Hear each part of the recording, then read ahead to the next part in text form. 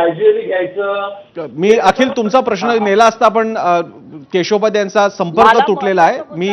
मी येतो, मी विद्यार्थ्यांकडेच येतो. तुटणारच त्यांचा संपर्क आता. नाही, मी अगदी सिरियसली सांगतोय, खरंच तांत्रिक अडचणीमुळे तो तुटलेला आहे, अन्यथा मी नक्की गेलो असतो.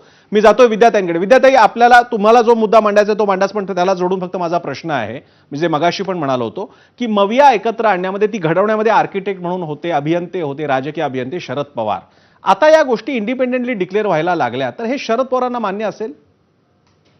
नाही, हे बघा, पवार साहेबांना काय मान्य असेल त्यापेक्षा मला असं वाटतंय की इथे मनसे हा फार महत्वाचा घटक आहे भाजपच्या दृष्टीने. कारण भाजपने आणि मनसेचा वापर हा टेकू सारखा करून घेतलेला आहे. त्यामुळे मनसे जर तिकडे गेले, तुम्हाला बघितलं असेल, तुम्ही राज ठाकरेंची बॉडी लँग्वेज जर बघितली असेल तर त्यांची द्विधा मनस्थिती आपल्याला दिसत होती. म्हणजे खुलून ते बोललेले नाहीयेत.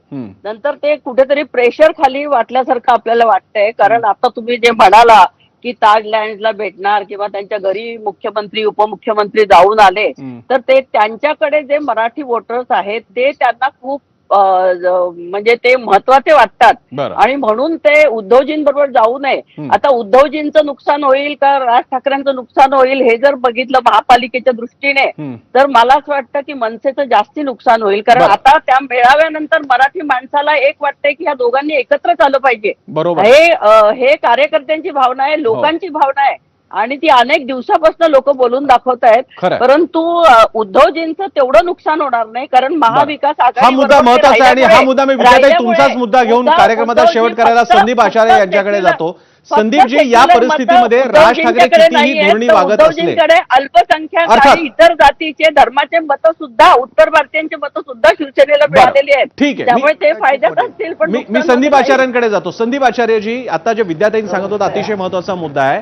आत्ताच्या या राजकीय परिस्थितीमध्ये राज ठाकरेंचं धोरणी असणं आणि उद्धव ठाकरे खुलेपणाने सगळ्या गोष्टी, आपले कार्ड सगळे दाखवत आहेत राजकीय, यामध्ये प्रॉफिट अँड लॉस नेमका तुम्ही कसा बघताय?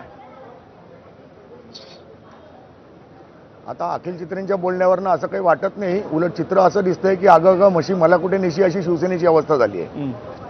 नाहीतर अखिल चित्रे यांनी स्पष्टपणे सांगायला पाहिजे तर हो, युती करायची आहे, युती करण्याची आमची मानसिकता आहे आणि त्या दृष्टीने आमची वक्तव्य आहेत, आमच्या नेत्यांची वक्तव्य आहेत. त्यांच्या नेत्यांनी तशी भूमिका स्पष्टपणे व्यक्तही केलेली आहे.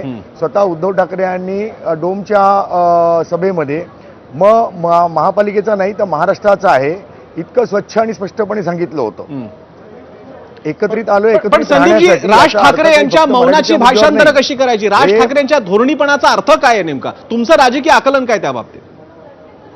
राज ठाकरे हे अत्यंत हुशार आहेत. काही काळ ते शांत राहतील, परंतु त्यांच्याही हे आता लक्षात आलेलं आहे की बघा, तुम्ही एक लक्षात घ्या, राज ठाकरे यांची आत्ताची भूमिका, मराठीच्या मुद्द्यावरची भूमिका, हिंदीच्या बाबतची भूमिका, नालासोपाऱ्यातलं आंदोलन, याच्यानंतर मुंबईमध्ये बाहेर त्यांचं फार काही अस्तित्व आहे. ठाण्यामध्ये त्यांचं काहीच अस्तित्व नाही आहे. बाकीच्या ठिकाणी फार काही आता अस्तित्व राहिलेलं नाही आहे.